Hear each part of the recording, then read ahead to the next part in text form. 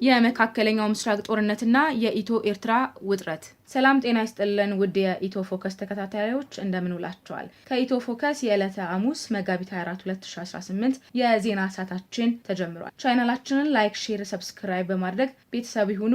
ወደ ዕለቱ ዝርዝር መረጃዎች እናልፋለን። የኢትዮጵያና ኤርትራ ውጥረት እንደቀጠለ ቢሆንም በአፍሪካ ቀንድ ሀገራት ላይ ተጽዕኖ ያላቸው የዩናይትድ ስቴትስና የሰላጤው ሀገራት በኢራን ጉዳይ በተጠመዱበት በዚህ ወቅት ጦርነት ይነሳል ብለው እንደማያምኑ አይኤስኤስ በመባል የሚታወቁት የጸጥታ ጥናት ተቋም ከፍተኛ ተመራማሪ የሆኑት ሞዘዝ ኦኬሎ አስረድቷል። ዩናይትድ ስቴትስ በአፍሪካ ቀንድ አካባቢ ጥቅማቸው ለማስጠበቅ በፉክክር ውስጥ የሚገኙ የባህር ሰላጤው አገራት ሙሉ ትኩረት በኢራን ላይ ሆኗል። በእንግሊዝኛ ምህጻረ ቃል አይኤስኤስ በመባል የሚታወቀው የጸጥታ ጥናት ተቋም ከፍተኛ ተመራማሪ የሆኑት ሞዘዝ ኦኬሎ ለዶይቼ ቬላ እንዳሉት የመካከለኛው ምስራቅ ጦርነት አፍሪካ ቀንድ አካባቢ ክፍተት ፈጥሯል። ዩናይትድ ስቴትስ፣ የተባበሩ አረብ ኤሚሬቶችና ሳውዲ አረቢያ የመሳሰሉ ሌሎች አገራት በምስራቅ አፍሪካ መንግስት ላይ ተጽዕኖ እንደነበራቸው ጥርጥር የለውም።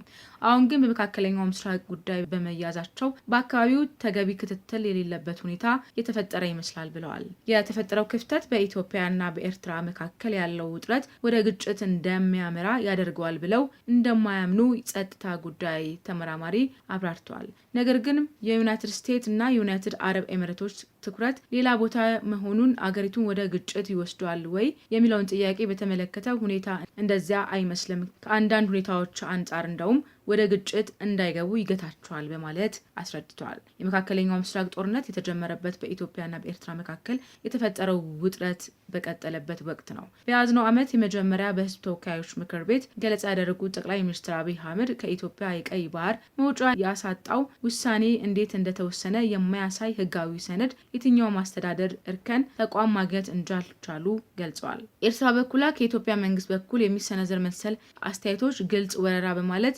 ተቃውማለች። ዓለም አቀፍ የቀውስ አስወጋጅ ቡድን ባለፈው የካቲት ወር ባወጣው መግለጫ በአፍሪካ ቀንድ አካባቢ ተጽዕኖ መፍጠር የሚችሉ የውጭ ኃይሎች በሁለት ሀገራት መካከል ያለው ውጥረት ይበልጥ ሳይባባስና ጊዜ ሳይረፍድ በፊት መፍትሄ እንዲፈልጉ ጥሪ አቅርበዋል። የሁለት ሀገራት ውጥረት እንደቀጠለ ቢሆንም በአፍሪካ ቀንድ ሀገራት ላይ ተጽዕኖ ያላቸው የዩናይትድ ስቴትስ እና የሰላጤው ሀገራት ኢራን ጉዳይ በተመደቡበት በዚህ ወቅት ጦርነት ይነሳል ብለው እንደማያምኑ ኦኬሎ አስረድተዋል። ዩናይትድ ስቴትስ፣ ዩናይትድ አረብ ኤሚሬቶች፣ ሳውዲ አረቢያ፣ ሌሎች ሁሉ በመካከለኛው ምስራቅ ጉዳይ በተያዙበት ወቅት በኢራንና በኢትዮጵያ መካከል ጦርነት መጀመር በጣም በታታኝ ግንባር ነው የሚሆነው። መካከለኛ አያላን የሚባሉት ሀገራት ወደ ተለያዩ መልክዓ ምድራዊ የግጭት አካባቢ ይበታትናቸዋል ብለዋል። የጦርነት ርዝመት ተጽዕኖ መጠን ይወስናል። ዩናይትድ ስቴትስ እና እስራኤል በኢራን ላይ ከፈቱት ጥቃት ኢራንም በበኩሏ እየወሰደች ያላቸው የአጸፋ ጥቃት ተከትሎ የቀጠለው የግጭት በአፍሪካ ቀንድ ላይ ሊያስከትል የሚችለው የተጽዕኖ መጠን በጦርነት ርዝመት ላይ ሊወሰን እንደሚችል የጸጥታ ጉዳይ ተንታኞች ይናገራሉ። ይህንን ቀጣይ ሂደት በተለየ በዩናይትድ ስቴትስ አቋም ላይ የተመሰረተ እንደሚሆን በእንግሊዝኛ ምህጻረ ቃል አይኤስኤስ በመባል የሚታወቀው የጸጥታ ጥናት ተቋም ተመራማሪ የሆኑት ፕሪያልሲንግ አስረድተዋል። ፕሬዚዳንቱ የ4 ዓመት የስልጣን ዘመን አጋማሽ ላይ የሚካሄደው የአጋማሽ ዘመን ምርጫ እየተቃረበ በመምጣቱ ደግሞ በዋሽንግተን ውሳኔ ላይ ተጽዕኖ እንደሚያሳድር አብራርተዋል። ዩናይትድ ስቴትስ ጦርነት ወደፊት የመቀጠል ፖለቲካዊ ፍላጎት አላት ለማለት አልደፍርም። ዩናይትድ ስቴትስ ግምት ውስጥ ማስገባት ያለባት የተወሰነ ገደቦችን የዩናይትድ ስቴትስ ጦርነት ወደፊት የመቀጠል ፖለቲካዊ ፍላጎት አላት ለማለት አልደፍርም። ዩናይትድ ስቴትስ ከግምት ውስጥ ማስገባት ያለባት የተወሰኑ ገደቦችን እንዳሉ ያለፉት ሳምንታት አስረድተዋል። የዚህ ምክንያቱም ደግሞ የአጋማሽ ዘመን ምርጫ እየተቃረበ ባለበት ሰዓት ጉዳዩ ከፖለቲካ አንጻር አከራካሪ በመሆኑበት እግረኛ ወታደር ማሰማራት ጥንቃቄ የሚጠይቅ መሆኑን ነው ብለዋል። እንደ ጎርጎሮሳውያን ዘመን አቆጣጠር ባለፈው የካቲት መጨረሻ የተጀመረው የመካከለኛው ምስራቅ ጦርነት ዛሬ 32ኛ ቀኑን ይዟል። የኢትዮጵያ የባህር በር ጥያቄ በመካከለኛው ምስራቅ ጦርነት ምክንያት ሙሉ በሙሉ አልተሸፈነም። ይልቁንም እንደ ቀጠናዊ የህልውናና የኢኮኖሚ ነጻነት ጉዳይ ተደርጎ በከፍተኛ